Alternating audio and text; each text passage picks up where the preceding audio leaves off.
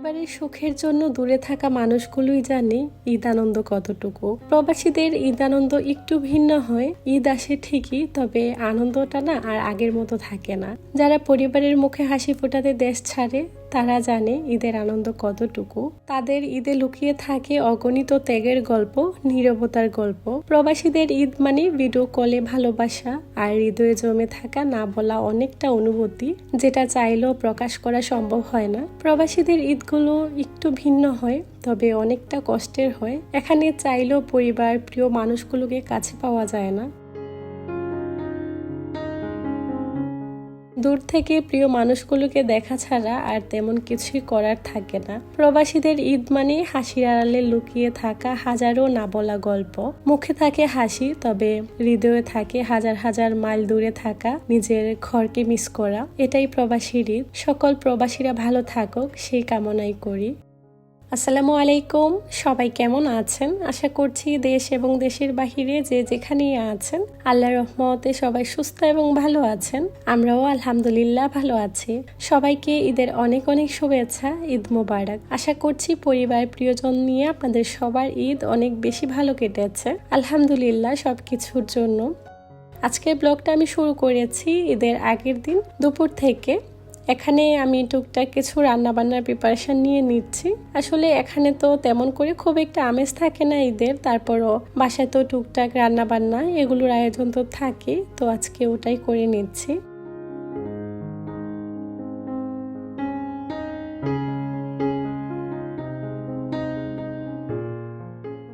প্রতি বছর ঈদ আসলে মোটামুটি আমি আগে থেকে টুকটাক কিছু প্রিপারেশন নিয়ে রাখি। তাছাড়া হাতে মেহেদি পরা, টুকটাক ঘর গোছানো, বাকি কাজ এগুলো আমার আগে থেকেই কিছু গোছকাজ করা থাকে। তবে এবারের ঈদটা আমাদের জন্য খুব একটা ভালো কাটেনি। প্রিয়জনদেরকে হারিয়ে একেবারে বিধ্বস্ত মন নিয়ে সবকিছু নতুন করে আবার শুরু করছি। চিন্তা করেছিলাম যে কিছুই করব না, তবে বাচ্চাদের মুখের দিকে তাকালে না আর ভালো লাগে না। ওরা তো ছোট মানুষ, ওরা ঈদটাকে অনেক বেশি পছন্দ করে। আর যেহেতু এখানে আসলে চাইলেও বাচ্চাদেরকে ওইরকম দেশের মতো আনন্দ দেওয়া সম্ভব হয় না, তারপরেও ঈদ বলে কথা, আমাদের জন্য সব থেকে বড় উৎসবই হচ্ছে ঈদ। আর এটাকে যদি একটু ভালো মতো না কাটাই তখন নিজের কাছেও ভালো লাগে না। প্রিয়জনকে হারিয়ে একেবারে বিধ্বস্ত মন নিয়ে আসলে এতদিন কেটেছে, একদমই ভালো লাগতেছিল না। আর এখন যে ভয়েস দিচ্ছি জানি না কখন এডিট করে আপনাদের সঙ্গে ভিডিওটা শেয়ার করব।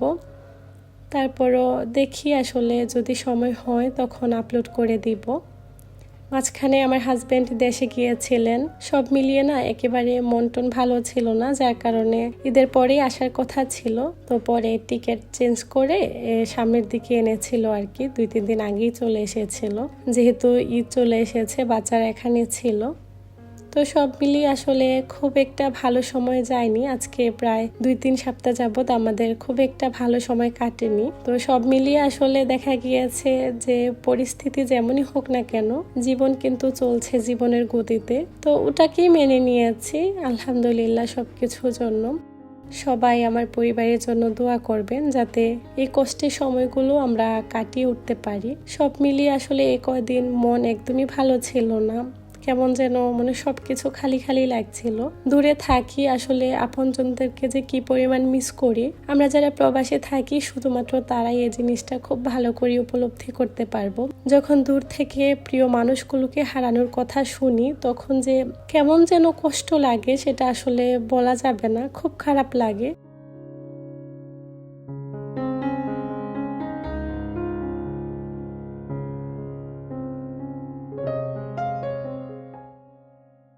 তারপরেও জীবন চলছে, তো জীবনের নিয়মে ওটাকেই মেনে নিয়ে এখন একটু একটু করে সামনের দিকে আগানোর চেষ্টা করছি। যেহেতু এতদিন মন টন খারাপ ছিল, সব মিলিয়ে না সংসারের এত পরিমাণে অগোছালো, একেবারে অনেক কাজ জমে আছে যেগুলো একদমই করতে ইচ্ছে হয়নি। শুধুমাত্র যে কাজগুলো না করলেই নয় ওগুলোই এতদিন করে আছি। এখন একটু একটু করে সব জমে থাকা কাজগুলো গুছিয়ে নিতে হবে।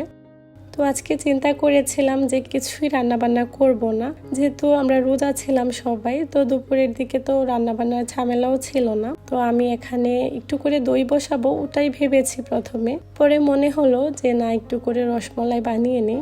আমি প্রায় অনেক দিন হয়েছে, মানে বছর হয়ে যাবে, রসমলাই আমার বানানো হয়নি।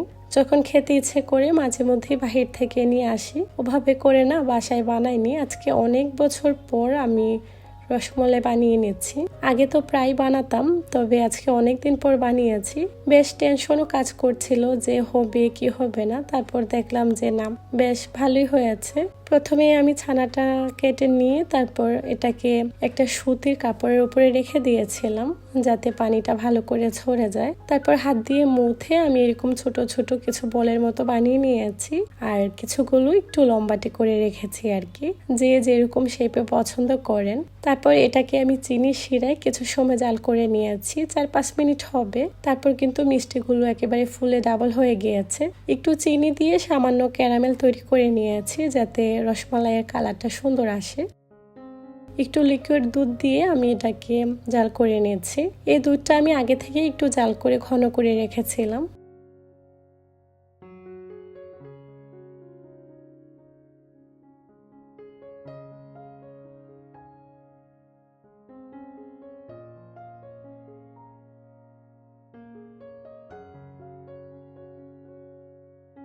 এ পর্যায়ে আমি এর মধ্যে পরিমাণ অনুযায়ী কিছুটা কনডেন্স মিল্ক দিয়ে দিব। আপনারা চাইলে চিনিও ব্যবহার করতে পারেন, তবে কনডেন্স মিল্ক দিলে না টেস্টটা অনেক বেশি ভালো আসে। খুব একটা রেসিপি আকারে আপনাদের সঙ্গে শেয়ার করিনি, কারণ এখন কম বেশি সবাই কিন্তু টুকটাক রান্নাবান্না তো পারে। তবে না, আমি খুব ইজিভাবেই রান্নাবান্নাগুলো করার চেষ্টা করি। খুব একটা ঝামেলা করে রান্না করতে আমার বরাবরই ভালো লাগে না। এই তো ঝটপট যেটা ভালো লাগে, ইজি ওয়েতে বানানো যায়, ওটাই ট্রাই করি আর কি। দুধটাকে বেশ কিছু সময় জাল করে নিয়ে তারপর এর মধ্যে আগে থেকে যে মিষ্টিগুলো বানিয়ে রেখেছিলাম ওগুলো এখন দিয়ে দিচ্ছি। 5 থেকে 10 মিনিটের মতো হালকা আছে একটু করে জাল করে নেব।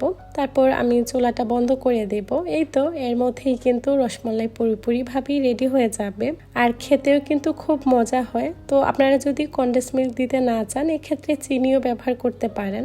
আর ঘরে বানানো রসমালাই যেহেতু, মিষ্টিটা কিন্তু ব্যালেন্স করা যেতেই পারে। কেউ যদি মিষ্টি বেশি পছন্দ করেন, একটু পরিমাণটা বাড়িয়ে দিলেই হবে। এই ফাঁকে আমি লোকাই মাছ বানাবো, এর জন্য দুটাকে রেডি করে রেখেছিলাম। এটা ফুলে ডাবল হয়ে গিয়েছে। এখন এয়ারটা বের করে আমি এখন গোল গোল করে এগুলো বানিয়ে নিব। প্রায় সময় আমি এগুলো বানিয়ে থাকি, আর অনেকবার কিন্তু আপনাদের সঙ্গে শেয়ারও করেছি। আর এদিক দিয়ে আমার রসমালাইটা মোটামুটি হয়ে গিয়েছে। এখন এটাকে চুলা থেকে নামিয়ে একটা বোলে রেখে দেব। পুরোপুরিভাবে যখন ঠান্ডা হয়ে যাবে, তারপর এটাকে আমি নর্মাল ফ্রিজে রেখে দেব। পরে কিন্তু এটা আরও অনেকটাই গাঢ় হয়ে যাবে, কারণ এখন একটু গরম দেখে লিকুইডে ভাবটা বেশি লাগছে।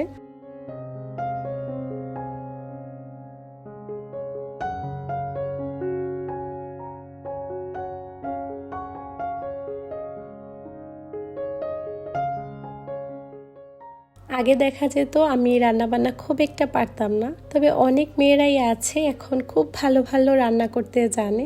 আগে একটা সময় ছিল যখন মেয়েরা খুব একটা রান্নাবান্নার প্রতি আগ্রহ ছিল না, তবে এখন দেখা যায় কি কম বেশি সবাই রান্নাবান্না সম্পর্কে টুকটাক আইডিয়া থাকে বা বেশ ভালো রান্না করতে জানে। আর আমি সবসময় না খুব সহজ টাইপের রান্নাবান্নাগুলো করতেই বেশি পছন্দ করি, মানে আমার কাছে বেশি ইজি মনে হয় আর কি। আর এখন দেখা যায় কম বেশি একটু একটু করে সব ধরনের রান্না করতেই আলহামদুলিল্লাহ পারি। তবে কখনো ভালো হয় কখনো খারাপ হয়, দুটো মিলিয়ে, কিন্তু খুব একটা যে খারাপ হয় তাও না, মানে খাওয়া যায় আর কি। একটা সময় ছিল যখন আমিও রান্নাবান্না খুব একটা পারিনি, বা আম্মু যখন বাসায় রান্নাবান্না করতো খুব একটা আগ্রহ দেখায়নি যে আম্মু কি রান্না করছে। দেখতাম মাঝে মধ্যে, তবে খুব একটা আগ্রহ ছিল না, কারণ আসলে ব্যস্ততা, স্কুলে যাওয়া আসা সব মিলিয়ে আসলে খুব একটা সময় সুযোগও হয়নি। তাছাড়া আগ্রহ ছিল না যে বাসায় কিছু একটা বানাবো সবার জন্য, ওটা আমি কখনোই করিনি। কিন্তু এখন দেখেন সব ধরনের রান্নাবান্নাই নিজের করতে হচ্ছে। তো মেয়েরা আসলে এরকম, যে জায়গায় যায় না কেন নিজেকে খুব সহজ আর সুন্দরভাবেই মানিয়ে নিতে পারে। এটাই মেয়েদের সব থেকে বড় আর ভালো একটা গুণ। আমরা মেয়েরা যেখানে যাই না কেন নিজেকে নিজের মতো করে ঠিকই মানিয়ে নিই। তো এর মধ্যে আমি লোকাই মাছগুলো বানিয়ে নিয়েছি। এই রেসিপিটা কিন্তু আমি আপনাদের সঙ্গে আরও অনেকবার শেয়ার করেছি।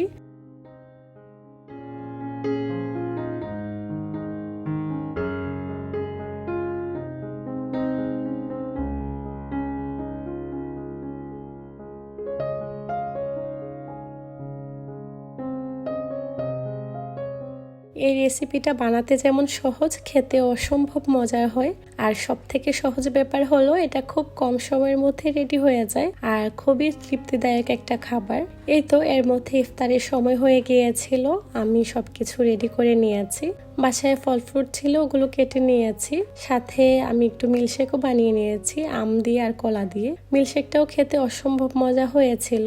এখন তো ভরপুর আমের সিজন, এখানেও খুব ভালো ভালো আম পাওয়া যায়। ওই দিন বেশ কিছু আম নিয়েছিলাম, বেশ পাকাও ছিল মিষ্টিও ছিল, তো চিন্তা করেছি ওটা দিয়ে মিল্কশেক বানিয়ে নিই। তো সবার জন্য এখানে আমি মিল্কশেক রেডি করে নিয়েছি, তারপর কিছু খেজুরও নিয়ে নিয়েছি।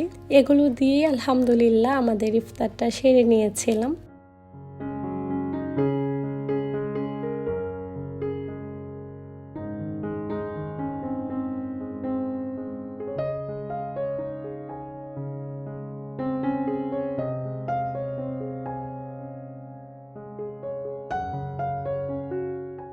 ইফতার আয়োজনে যেহেতু ভারী কিছু রাখিনি, তো চিন্তা করেছি যে কিছু একটা রান্না করে নিব, রাতের খাবারও হয়ে যাবে।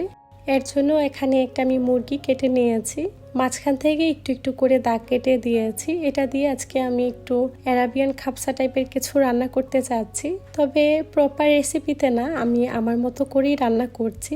আমার প্রতিটা রান্না বান্না খুবই সহজ আর একটু সিম্পল হয়ে থাকে। আসলে কোনো রেসিপি আমি প্রপারভাবে কখনোই ফলো করি না, নিজের বাসায় যা আছে ওগুলো দিয়ে বানানোর চেষ্টা করি।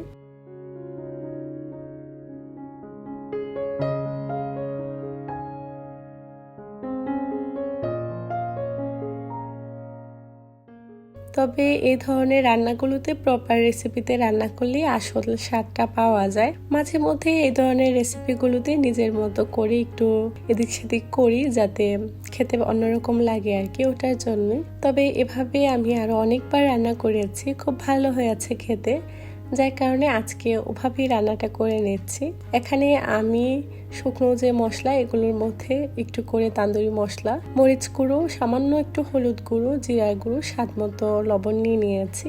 সসের মধ্যে এখানে আমি tomato sauce, barbecue sauce, dark soya sauce, এগুলো দিয়ে আমি হাত দিয়ে খুব ভালো করে মাখিয়ে নেব। যত সময় এটাকে মেরিনেট করে রাখা যাবে খেতে কিন্তু ততই ভালো লাগে। তবে আমার হাতে খুব একটা বেশি সময় ছিল না, তারপরও যতটুকু সময় ছিল আর কি। সাথে আমি সামান্য একটু সরিষা তেল দিয়ে আবারও ভালো করে মাখিয়ে এটাকে একটা সাইডে রেখে দেব। আসলে রান্নাটা এমন একটা জিনিস, সবাই সবার মতো করে রান্না করতে বেশি পছন্দ করেন। রান্নাবান্না হলো নিজের একটা ভালো লাগার জায়গা, এখানে যে যার মনের মতো করে রান্নাটা করে থাকেন, যে যেভাবে সুবিধা মনে করেন। রান্নাবান্না হলো নিজের কাছে একটা ভালো লাগা, যে যার পছন্দ মতো রান্নাটা করে থাকেন নিজের ভালো লাগা থেকে। আর প্রতিজনের রান্না কিন্তু আলাদা হয়ে থাকে, কারো রান্নার সাথে কারো রান্নার তুলনা করাও কিন্তু ভুল। এক একজনের রান্নার আইডিয়া এক এক রকম থাকে বা এক এক ভাবে রান্না করে থাকেন। তো আমি আমার মতো করেই প্রতিটা রান্না করে থাকি, সহজভাবে যেভাবে রান্না করা যায় আর কি, কম সময়ের মধ্যে। আর মাঝে মাঝে হয় কি, একটা সময় নিয়ে যে রান্না করব, ওভাবে রান্না করতে না একদমই ভালো লাগে না। তো সিম্পল ওয়েতে আসলে রান্নাটা করার চেষ্টা করি। আমি চিকেনটাকে একটা সাইডে রেখে দিয়েছি, এটা কিছু সময় এভাবেই থাকবে। অন্য সাইড দিয়ে আমি চালটাকে মোটামুটি কিছুটা প্রসেস করে নিব। এর জন্য একটা মিক্সিং বোলে আমি 2 কাপ পরিমাণ বাসমতি চাল নিয়ে নিয়েছি। এগুলোকে আমি খুব ভালো করে ধুয়ে নিব। ভালোভাবে পরিষ্কার করে নেওয়ার পর এগুলোকে আমি পরিমাণ অনুযায়ী পানি দিয়ে ভিজিয়ে রাখবো। তারপর আমি রান্নাটা শুরু করব। আমি যখন রান্নাবান্নাগুলো করছিলাম, জুনায়েদ তখন মসজিদে ছিল, আসার পর বলতেছিল যে আম্মু আমাদের কোরবানির ছাগল চলে এসেছে, চলো ওটাকে দেখে আসি। তো আমি বলতেছিলাম যে তোমরা যাও, আমি আসতেছি। তো আমি চালগুলোকে ভিজিয়ে রেখে একটা সাইডে রেখে দিয়েছি, তারপর আমিও চলে এসেছি। আসলে দেশের ঈদের মধ্যে তো একটা অন্যরকম আনন্দ থাকে, এখানে চাইলেও সেটা সম্ভব হয় না। বাচ্চাদের আনন্দগুলো দেখলে খুবই ভালো লাগে। আগে যখন দেশে ছিলাম, যখন গরু নিয়ে আসতো, সবাই যে দেখতে কি আনন্দ করতাম, গরু দেখতাম, সবাই সবার বাসায় যেতাম। তখনের ঈদগুলো না একটা অন্যরকম আনন্দ ছিল, সবার সাথে মিলেমিশে ঈদ উদযাপন করা, এটার মধ্যে একটা আসল শান্তি আছে, তৃপ্তি আছে, যেটা চাইলেও না প্রবাসে সম্ভব হয় না। গত বছর তো আমরা গরু দিয়েছিলাম, এবছর না আর গরু দেয়া হয়নি, আমি বলেছিলাম, যার কারণে এবছর আমরা ছাগল দিয়ে কোরবানিটা করেছি। আলহামদুলিল্লাহ, মহান আল্লাহ পাক আমাদের সবার কোরবানিগুলোকে কবুল করে নিক, আমিন। এখানে আমি বাসায়ও চলে এসেছি। বাসায় এসে এখানে রান্নাটা বসিয়ে দিয়েছি, কারণ বেশ অনেকটা সময় হয়ে গিয়েছে। এখন যদি রান্না বান্না না করি অনেকটা দেরি হয়ে যাবে। আর ইফতারিতে যেহেতু খুব একটা ভারী খাবার খাওয়া হয়নি, তারপর আমি ঝটপট এখানে চালগুলোকে প্রথমে বসিয়ে দিয়েছি। আমি পরিমাণ অনুযায়ী পানি দিয়ে, যতটুকু চাল ছিল তার ডাবল পানি দিয়ে, গোটা মশলা দিয়ে, তারপর একটু জাফরান দিয়ে, স্বাদ মতো লবণ দিয়ে একটা আমি চিকেন স্টক দিয়েছি। তারপর এটাকে দমে রেখে দিয়েছি। এভাবেই এটা রান্না হতে থাকবে। এই ফাঁকে আমি ওভেনে চিকেনগুলোকে বেক করতে দিয়ে দিচ্ছি। আপনারা চাইলে চিকেনগুলোকে আলাদা একটু সিদ্ধ করে ওই পানির মধ্যেই চালগুলো সিদ্ধ করতে পারেন, ওভাবেও রান্না করতে পারেন। ওভাবেও খেলে খুব ভালো হয়, তবে খাপসা ওভাবেই রান্না করে থাকে, তো আমি ওভাবে করছি না। আমি চিকেনগুলোকে বয়েল হতে দিয়ে এদিক দিয়ে চালগুলোকে একটু করে দেখে যাচ্ছি।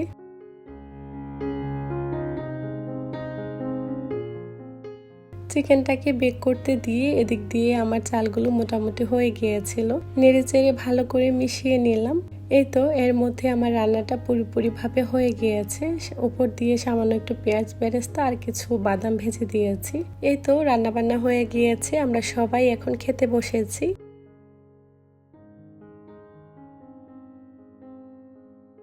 এই ছিল ঈদের আগের দিন আমার টুকটাক ব্যস্ততা। ইনশাল্লাহ নেক্সট কোনো একটা ব্লগে আপনাদের সঙ্গে ঈদের ব্লগটা শেয়ার করব। ততদিন পর্যন্ত সবাই ভালো থাকবেন। আল্লাহ হাফিজ। আসসালামু আলাইকুম।